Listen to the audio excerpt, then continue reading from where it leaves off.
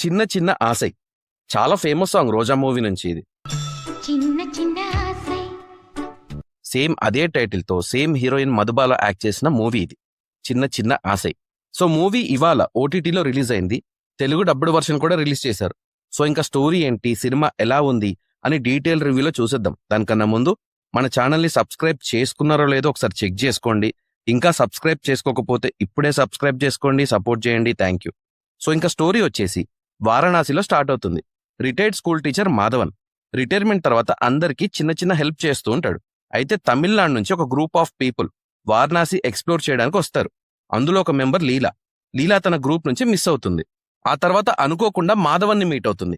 ఇక్కడ నుంచి వీళ్ళ జర్నీ ఎలా జరిగింది, లీలాని సేఫ్ గా వాళ్ళ గ్రూప్ లో జాయిన్ చేయడానికి మాధవన్ ఏం చేశాడు, లీలా పాస్ట్ లో లైఫ్ ఎలా ఉండేది, వారణాసి వచ్చాక ఎలాంటి లైఫ్ ఎలాంటి ఎమోషన్స్ ఎక్స్పీరియన్స్ చేసింది, ఫైనల్ గా ఏం జరిగింది అనేది మూవీ చూసే తెలుసుకోవాలి. సో స్టోరీ అయితే చాలా సింపుల్ అండ్ ఈ కథ మొత్తం 1 డేలో జరుగుతుంది.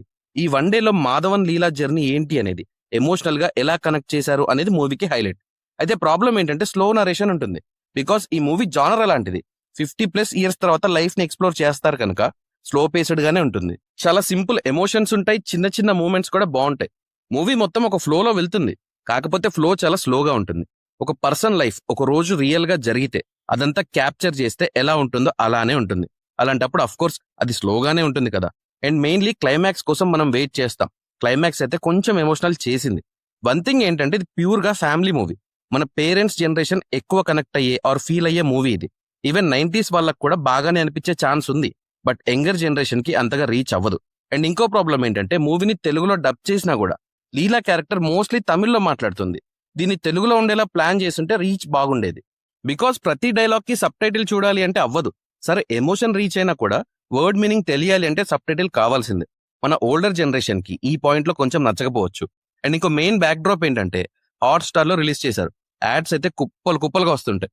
మూవీలో ఓన్లీ 2 క్యారెక్టర్స్ ఉంటాయి, మధుబాల అండ్ ఇంద్రాన్స్. ఇద్దరి పర్ఫార్మెన్స్ బాగుంది. సో ఫైనల్ గా నాకు మూవీ ఎలా అనిపించింది అంటే పర్లేదు, స్లోగానే ఉన్నా, అటెంప్ట్ జెన్యున్ గా ఉంది, ఎమోషన్స్ లైట్ గానే ఉన్నా, ప్యూర్ డ్రామా చూసి చాలా రోజులు అవుతుంది కనుక నాకు బాగానే అనిపించింది. సో మీరు మూవీ చూస్తే మీకు ఎలా అనిపించిందో నా కామెంట్స్ లో మెన్షన్ చేయండి. నా రివ్యూ నచ్చితే సబ్స్క్రైబ్ చేసుకోండి. Thank you for watching.